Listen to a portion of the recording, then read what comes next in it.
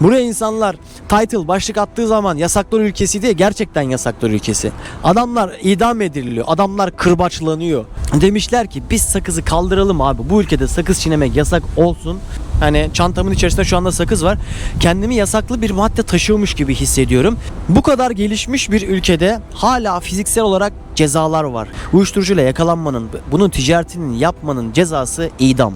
İşte bir yere çöp attınız $1000. Bak Singapur'da polis olmak ve Singapur'da polise mukavemet olayından bahsedeyim size.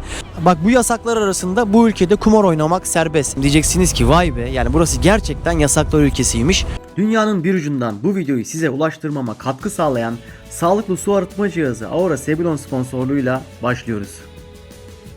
Türkiye'nin lider su arıtma markası Aura Sebilon Unique sunar. Yeni bir videodan hepinize selamlar ve yasaklar ülkesi Singapur'dayım. Dostlarım, sizin için olay mahallindeyim ve olay mahallindeki hem deneyimlerimi aktaracağım hem sosyal medyada karşınıza çıkan yasaklardan bahsedeceğim ve bu yasakların uygulanıp uygulanmadığını kendi gözlemlerimle size aktaracağım. Buradaki insanlara da sordum. İnternetten de araştırdım. Kendi gözlemlerim de oldu. Hepsini toparlayıp size sunuyorum. Atlamadan izleyin. Keyifli bir video olacak. Bu videonun sizin için şöyle de bir avantajı olacak. Ola ki bir gün yasaklar ülkesi Singapur'a gelirseniz bu sayacağım yasaklı hareketlerden kendinizi kurtarmış olursunuz. Seyahatiniz güzel geçer. Melik kardeşinize de bir teşekkür edersiniz. Teşekkürünüzü şimdiden beğenerek yapabilirsiniz. Singapur dünyanın en küçük 20 ülkesinden bir tanesi. Bir şehir devleti ki dünyada sadece 3 tane bu tarzda şehir devleti ülke var. Bu ülke beni etkileyen ülkelerden oldu. Çünkü sadece 60 yılda mükemmel bir gelişim gösterdi. Dünyaya örnek olabilecek politikalara imza attı. Dünyaya örnek olacak uygulamalar yaptı ve bu uygulamalardan bazıları ise tartışmaya gerçekten açık. Videoda anlattıkça ne demek istediğimi anlayacaksınız. Şimdi ülkedeki yasaklardan başlayalım. Kulağa en ilginç gelen, ya ne alaka ya, hani bu yasağa ne gerek vardı diyebileceğiniz, belki de çok mantıklı bulacağınız bir yasaktan başlayalım. Singapur'da sakız çiğnemek yasak. Yasaklardan bahsederken bu yasakları biraz da anlamaya çalışalım. Yadırgamak, yargılamak çok kolay. Neden sakız çiğnemek yasak olabilir? Bununla alakalı iki tane savu var. Bir tanesi çevreyi temiz tutmak için. İnsanlar daha önce burada sakız çiğnemiş ve bu sakızı yere atmış. Bunun temizlenmesi kolay olmamış ve demişler ki biz sakızı kaldıralım abi. Bu ülkede sakız çiğnemek yasak olsun. Sakız çiğnemekle alakalı bir başka rivayet ise şu olmuş. Bilmiyorum bu ne kadar doğru. Çünkü bazen sosyal medyada bunun ülkemizde geyiği falan yapıldı. Böyle bir şey oluyor mu olmuyor mu bilmiyorum. Ama yorum sizin.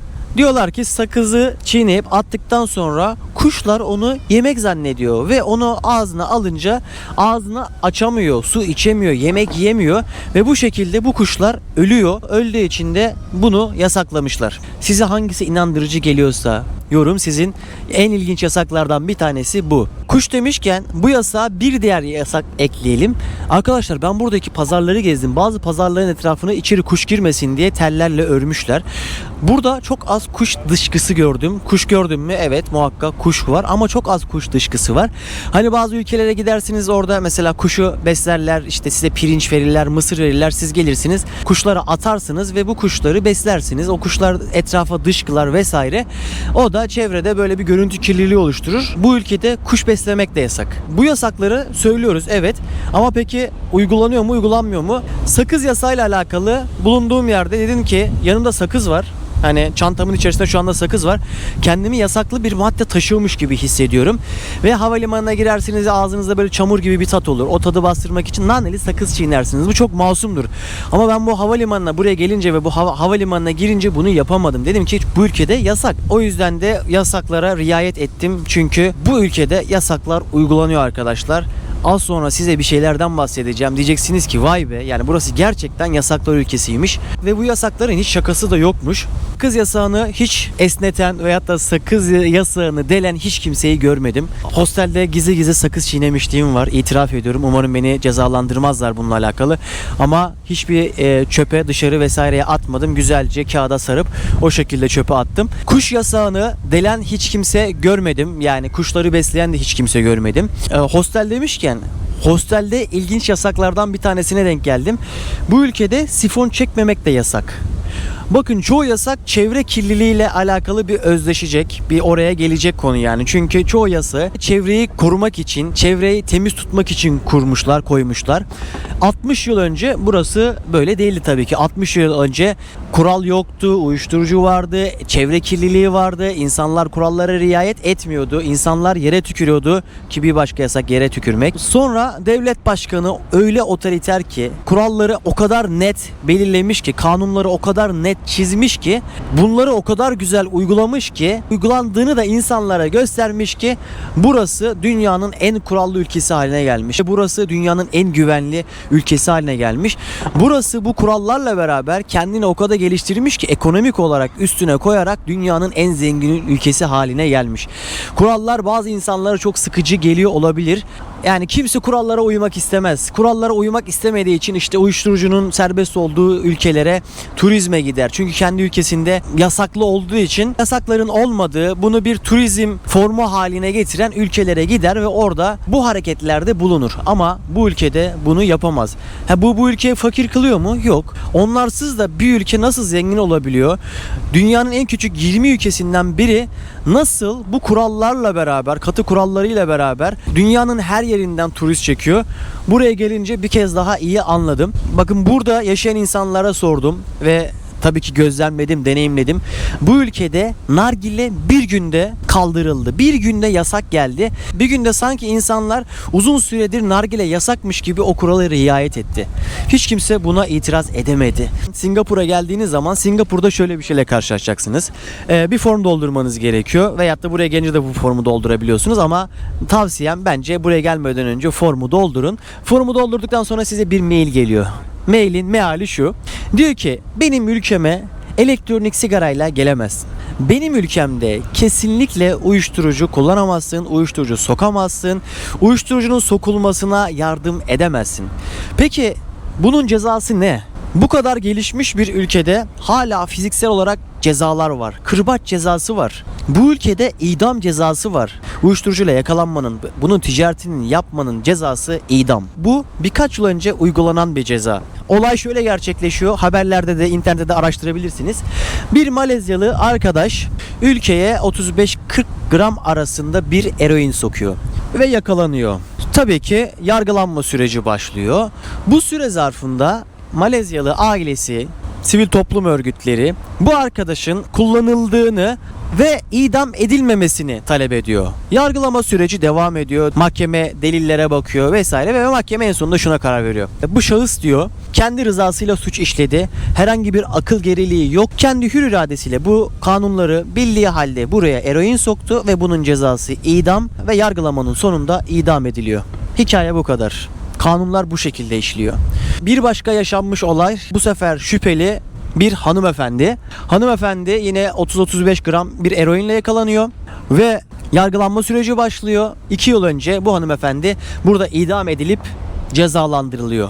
Sivil toplum kuruluşları buna karşı geliyor. Malezya tarafından tepki alıyor. Bazı burada bile insanlar bunu dile getirmeye çalışıyor. Ama burada yasaklardan bir tanesi de yani sisteme karşı burada baş kaldıramıyorsunuz. Yani burada elinde pankartlı insanlar göremezsiniz. Ben hiç görmedim. Bunu araştırdığımda internette şu şekilde yazıyor. Bu ülkede bunun önü açık değil. Bazı insanlar bunu diktatörlük olarak lanse ediyor. Bazı insanlarsa bu durumdan gayet memnun. Bu şekilde diyor. Dünyanın en güvenli ülkesindeyiz. Burada suç işlenmiyor diyor. Yorum sizin. Burada şöyle olaylar yaşanıyor. Ya elektronik sigara değil mi? Dünyanın her yerinde içiliyor. Elektronik sigarayla ülkeye girmeye çalışan bir insan havalimanından ülkesine tekrar geri gönderiliyor. Buradaki yasaklardan bir tanesi. Ülkeye alınmazsınız. Ülkeye kapalı sigara paketiyle girmek yasak. Tütün ve türevlerine, uyuşturucu ve türevlerine kesinlikle tolerans yok. Peki bu şeriattan dolayı mı oluyor? Bazı arkadaşlar belki bunun şeriattan dolayı olacağını düşünüyor olabilir. Ben kanunlarına baktığım zaman kanunlar bir miktarı İngilizler tarafından geliyor. İngilizler 1800'lü yıllarda buradalar ve ceza sistemlerinin arasında fiziksel cezalandırma var. Oradaki kanunlar şu anda uygulanmaya devam ediyor bazıları. Ve gelelim bir diğer cezalara. Ben konuşurken size elimdeki tüm görüntülerden vereceğim. Ne yasak, nerede ne tabela var, nerede Cezalar ne kadar? Hepsini ekranda görebileceksiniz. İşte bir yere çöp attınız, $1000 cezası var. Uyulmaması gereken yerde uyudunuz, topluma zarar verdiniz, çevreye zarar verdiniz. Bunların hepsinin zararı var ve bu herkese işleniyor. Bakın Singapur'daki cezalardan bir tanesinden bahsedeyim. Bir Amerikalı arkadaş buraya geliyor ve buraya diyor ki ben grafiti yapacağım. İzinsiz bir şekilde duvara grafiti yapıyor. Yakalanıyor tabii ki. Konu basına yansıyor. Konu dönemin başkanı Clinton'a kadar gidiyor. Clinton arkadaşın cezalandırılmamasını talep ediyor. Singapur hükümeti buna karşı çıkıyor ve bu arkadaşa kırbaç cezası uygulanıyor. Amerikan vatandaşı, politik gücünü siz düşünün ama kanun burada herkese işliyor. Ve buradaki polislere karşı gelemiyorsunuz. Çok sakinler, ne yaptıklarından çok eminler, kanun çok net, yoruma açık değil. İtiraz ettiğiniz zaman cezayı arttırabiliyor. Burada bir olay yaşanıyor. Bak Singapur'da polis olmak ve Singapur'da polise mukavemet olayından bahsedeyim size. Bir cadde düşünün, Holland Village diye Hollanda köyü olarak geçiyor. O caddede hep restoranlar var ve lüks restoranlar. Burada bir kavga çıkıyor. Kavganın neticesinde polis olay yerine intikal ediyor. Polise orada saldırı oluyor ve oradaki insanlar, oradaki esnaf bu olayı engelleyemiyor. Olay büyüyor. Olay tabii ki çok ciddi tepki alıyor. Diyorlar ki nasıl polise vurulabilir diye. Ve ne yapılıyor biliyor musunuz? Oradaki restoranlar kapatılmıyor ama diyorlar ki bu saatten sonra hiç kimse kaldırıma bir sandalye, bir masa koyamaz. İnsanlar orada kepenk kapatmak zorunda kalıyor. Yine de hükümet geri adım atmıyor ve o polise atılan yumruğun cezasını oradaki esnafa dahi ödetiyorlar. Vuranı söylememe gerek yok herhalde. Artık ona ne oldu Allah bilir. Ama orada güvenliği sağlayamayan, orada otokontrolü sağlayamayan vatandaşı bile, esnafı bile bu şekilde cezalandırıyorlar. Yani düşünün burada mukavemet olur mu? O yüzdendir ki burası dünyanın en güvenli ülkelerinden bir tanesi. Dünyanın her yerinden insanlar, dünyanın en büyük şirketleri buraya gelip paralarını yatırıyorlar. Yasaklar başlığı altında konu bazen dallanıyor ama hepsinin birbiriyle bağlantısı var. O yüzden biraz açıklayıcı gitmek istiyorum. İlginç yasaklardan bir tanesi, bunun uygulandığını da gördüm. Bunu delenleri de gördüm. Metroda kesinlikle yemek yemek, su içmek yasak. Ben sadece yaşlı bir teyzenin su içtiğine şahit oldum. Öteki türlü genellikle herkes riayet ediyor. Hiçbir şekilde yemek yiyen görmedim. Hatta bir Türk burada su içti diye uyarılıyor ve hemen yani bırakıyor su içmeyi vesaireyi. Bunların hepsinin amacı demin dediğim gibi o toplu taşımayı, beraber yaşadıkları alanları temiz tutmak. Yasaklardan bir tanesi çıplak ayakla yürümek. Ama buna uymayan Hintli gördüm. Yani muhtemelen inancı gereği de olabilir. Çıplak ayakla yürüyor adam. Yine kendisini ifşa etmesi bir insanın. Ama şu anda arkada bir arkadaş bakın şu şekilde koşuyor. Üzerinde bir şey yok. Bu arkadaş gibi farklı insanları da gördüm. Üzeri çıplak bir şekilde burada koşabiliyor ve uyarı almıyor. Ama internette yazdığına göre çıplak bir şekilde gezemezsiniz yazıyor. Ayağınızda ayakkabı olmadan gezemezsiniz yazıyor. Ama bunların uygulanmadığını gördüm. Bana da denk gelmiş olabilir veyahut da polise denk gelmemiş olabilir. Peki bu otokontrolleri nasıl sağlıyorlar? Yani zaten ülke küçük bir ülke. Her yerde kamera var. Ses kaydı da alınıyor. Kamera kaydı da alınıyor ve ben sivil memurlar gördüm. Tabii onu çekemedim bu arada. Arkadaş sivil memur, üzerinde üniforma yok ve burasında bir kamera var. Elinde de küçük bir fotoğraf makinesi var. O fotoğraf makinesinde böyle avucunun içine koymuş böyle bakıyor arkadaş. Kim sigarayı izmaritini yere atacak? Bu ülkede yasaklar listesi arasında sigara içmek. Bu konuda çok hassaslar. Sigara içilebilen alanlar var. O alanların etrafında insanları gördüm ama bu alana riayet etmeyen insanları da gördüm. Elinde sigarayla sokakta gezen insanları da gördüm. Bunlar polise denk gelmediği için muhtemelen bu şekilde yapabiliyorlar. Ama sigarayı yere attığınız zaman hemen gelip ceza yazılıyor. İtiraz edemiyorsunuz. İtiraz etseniz dahi zaten genelde hep kayıtlı işlem yapıyorlar. O yüzden de bu cezayı alıyorlar. Yine bu ülkede 10.30'dan sonra alkol yasak. Bu ülkede sarhoş bir şekilde, yani alkolün verdiği o sarhoşluk etkisiyle devlet dairelerinde bulunamıyorsunuz. Taşkınlık çıkartamıyorsunuz. Bir de burada öyle bir şey var ki çoğu yerde polise gerek kalmadan vatandaş gereğini yapıyor. Yine tecrübeyle tasdik. Ülkeyi geziyorum, metro istasyonuna giriyorum, bir AVM'ye giriyorum. Her yerde ekran var ve ekranda kurallar var. Ekranda ben şunu bile gördüm. Ola ki bir bomba eylemi oldu. Birisi buraya ola ki hani soktu, bomba soktu. O bomba anında bile nasıl davranacaklar? Nasıl müdahale edecekler? Nereye arayacaklar? yangın söndürme tüpü nerede, nasıl kullanılır bunlar bile öğretiliyor. Ekranlarda hep bir uyarı var. Kafanızı nereye çevirseniz şu yasak, burada yüzmek yasak, burada balık avlamak yasak, buradan geçmek yasak, burada bisiklet yasak, burada park yasak, burada uzanmak yasak, burada yemek yemek yasak, işemek yasak, burada yere tükürmek yasak. Yani her yasağı insanların gözünün içine sokmuşlar. Bu vatandaşlar da ben bilmiyorum ki deyip salağa yatamıyor. Çünkü her yerde zaten bu tarzda yasaklar var. Bence bu video Singapur'u anlamak için önemli bir video olacak. Çünkü bunlar hep hayatın içerisinden bir anda gezen insanlara da bence bir rehber niteliğinde bir video olacak. Bu yasakmış, ben buna dikkat edeyim diyebilecekleri bir video yapmaya çalışıyorum. Bazıları da dediğim gibi yani hani çok da bence tribe girmemek lazım. Çünkü insan bu sefer gezdiğinden bir şey anlamaz. Çok korkacak bir şey yok. Bu ülkede kurallara riayet ediyorsanız çok rahat bir şekilde hayatınızı idame edersiniz. Taşkınlık yok. Neyi nerede yapacağım belli. Zaten yani kalabalık kurallara uyduğu için onlara uyum sağlamanız, ayak sağlamanız sizin beladan uzak tutar, beladan def eder diyebilirim. Ama çoğu kural da buradaki yaşayan ekspatlara, yani buraya gelen, yurt dışından gelen işçilere yönelik cezalar. Çünkü niye? Şimdi kendi ülkesinde toplumda nasıl yaşayacağını bilemeyen insanlar da burada yaşıyor. Ve bu insanlar ağızlarında betel cevizi çiğneyip veyahut da daha farklı şeyler çiğneyip yere tükürüyor. Buralar kıpkırmızı olması gerekiyordu. Burada çok fazla Hintli var, çok fazla Bangladeşli var. Bu insanların ülkesinde yere tükürmek bir alışkan. Artık insanların bir alışkanlığı olmuş. Ama bu ülkede böyle bir şey göremiyorsunuz. Ben özellikle dikkat ettim. Yani bakıyorum etrafta var mı yok mu diye, hiç denk gelmedi. Muhakkak bunu böyle istisna hali vardır ara sokaklarda bir yerlerde. Hani burası çok temiz, dünyanın en temiz ülkesi. Şimdi beyaz çorapla burada yürüsem gerçekten çorabımın altı bembeyaz kalır. Ama arka sokaklara gittiğiniz zaman otokontrol biraz daha düşük oluyor ve böyle olunca da daha kirli atmosferler de var. Ama her gün temizleniyor. Gidip çeksem bir yerdeki çöpü görüyorum. Ertesi gün baktığım zaman o çöpü oradan almışlar yani. Hani sürekli orada kalmıyor veyahut da bir çöp yığını olmuyor.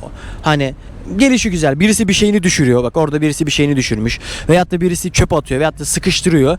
Ama görünce birisi hemen alıp sistemin bu şekilde işlemesine yardımcı oluyor. Temiz tutuyor. Yine bu yasak gezgin arkadaşların, gezgin olmasa bile sosyal medyaya içerik üreten veyahut da drone ile çekim yapan arkadaşların işine yarayacak bir bilgi.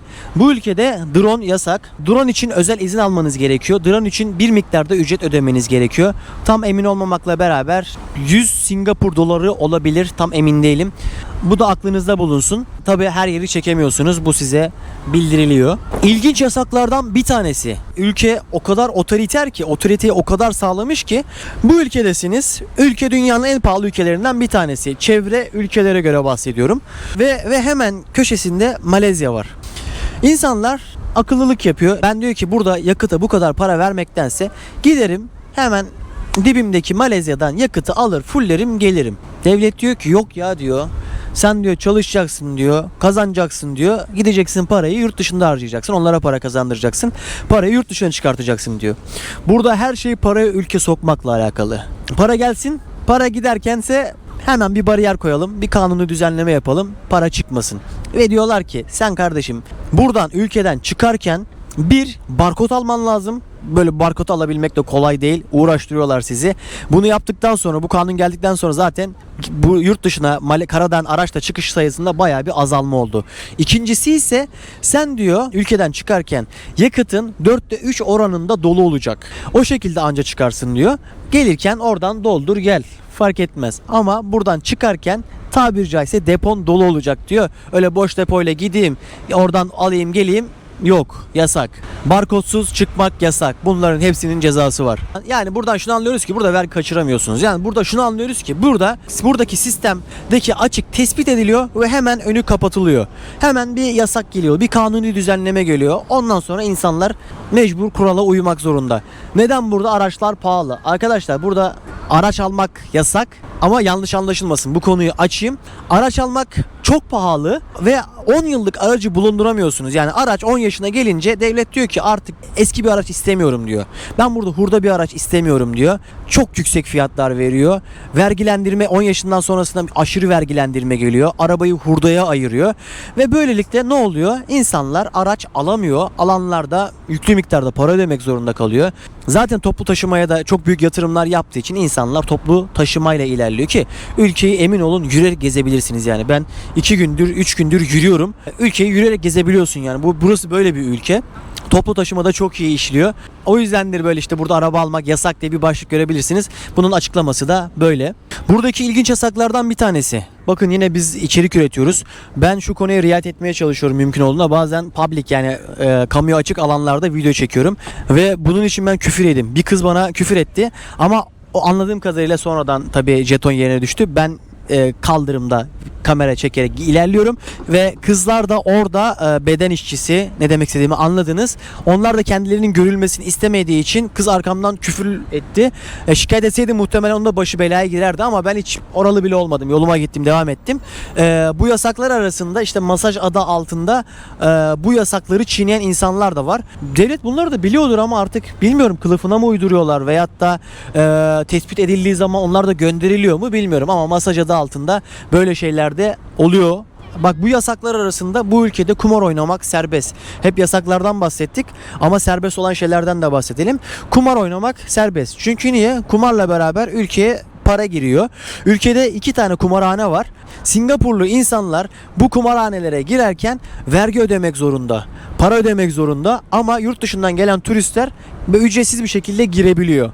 Kendi vatandaşını kumardan korumaya çalışıyor ama dışarıdan gelen insanlar özellikle Çin'in zenginleri, Hindistan'ın zenginleri burada gelip kumar oynayıp buraya para bırakıyorlar. Masa her zaman kazanıyor zaten. Masada Singapur. Şaşırtan şeylerden bir tanesi bu oldu. Burada kumarın legal olduğunu ve çok büyük bir sektör olduğunu buraya gelince gördüm, öğrendim. Bilmiyordum.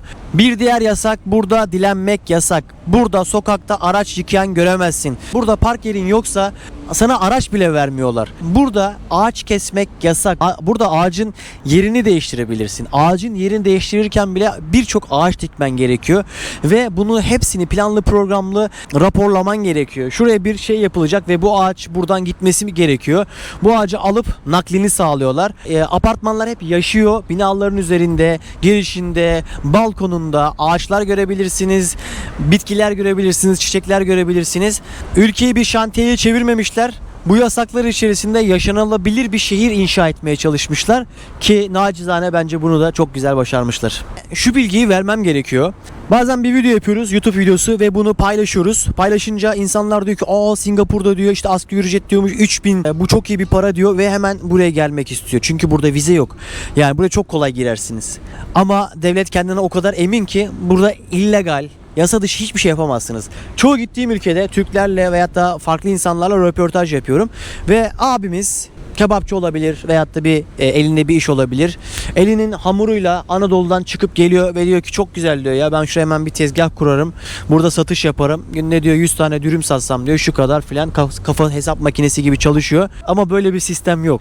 Yani burada sokakta satış yapamazsınız. Burada seyyar satıcı göremezsiniz. Burada elinde su alayım ben burada su satayım insanlara diyen insan göremezsiniz. O yüzden izleyen insanlar, ülkeye gidip ben burada çalışırım diyen insanlar umarım bu videoya denk gelirler ve derler ki ya biz Melih'in videosunda görmüştük. Burası böyle bir ülke. Burası yasaklar bir ülkesi. O yüzden ben bunu gerçekleştiremem. Böyle bir maceradan uzak durayım. Buraya insanlar title başlık attığı zaman yasaklar ülkesi diye gerçekten yasaklar ülkesi. Adamlar idam ediliyor. Adamlar kırbaçlanıyor. Burada iş yapmak isteyen abilerimize, ablalarımıza da bir fikir olur bu video. Ben dilim döndüğünce yasakları, kanunları, yaşamı, tecrübelerimi, deneyimlerimi aktarmaya çalıştım. Kimisi ilginçti, kimisi bunların hepsi aynı yerde var, bizim ülkemizde de var. Veyahut da başka bir ülkede de var diyeceğiniz yasaklar da var. Ama en önemlisi bu yasakların çoğunun uygulanıyor olması. Sizin deneyimleriniz, tecrübeleriniz var veyahut da nereden izliyorsanız, hangi ülkeden izliyorsanız orada bildiğiniz farklı bir yasak varsa yorumlar kısmında paylaşırsanız çok sevinirim. Dilim döndüğünce size anlatmaya çalıştım. Umarım keyif almışsınızdır. Bu tarz videoların devamı gelecek. Singapur'dayım. Bir dahaki videoda görüşmek üzere. Kendinize iyi bakın. Türkiye'nin lider su arıtma markası Aura Sebilon Unique sundu.